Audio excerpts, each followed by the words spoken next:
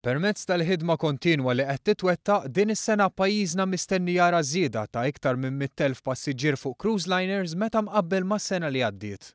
Ħabbar dan il-Ministru għat-Turiżmu Edward Zammit Lewis f'konferenza tal-aħbarijiet li fiha tnediet il-Politika Nazzjonali għat-Turiżmu.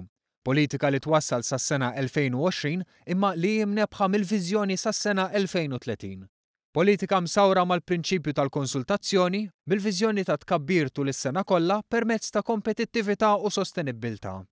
Il-Ministru Edward Zammit Lewis innota li issa pajjiżna għandu politika aġġornata f'settur dinamiku, politika li tlestiet fi żmien qasir biex pajjiżna jibqa' minn ta' quddiem.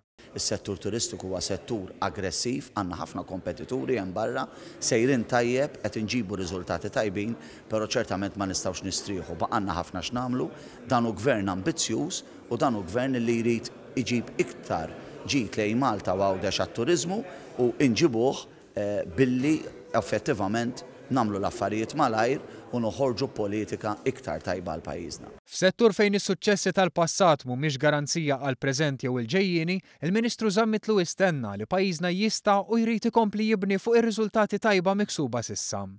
Sostna li b'din il-politika qed jitwettqu żewġ widiet elettorali tal-Partit Laburista, dik ta' politika nazzjonali għat-turiżmu kif ukoll dik ta' politika speċifika għal għawdex fl-ambitu ta' politika nazzjonali. Fost l-isfidi ewlenin li din il-politika tindirizza insibu it-titjib tal-prodott, il-kwistjoni tal-istaġjonalità u konnettività aħjar tul is-sena, kif ukoll il-konnettività elettronika u l-Air Malta. Zammit Lewis innota li pajjiżna jeħtieġ iktar sinerġija fir-rotot tal-ajru biex ikunu attirati swieq ġodda lejn pajjiżna.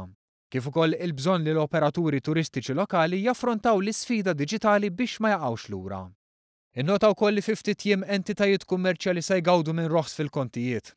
Miżura li se toffri mhux biss profitt akbar imma opportunitajiet għal iktar investiment u kundizzjonijiet aħjar għal ħaddiema.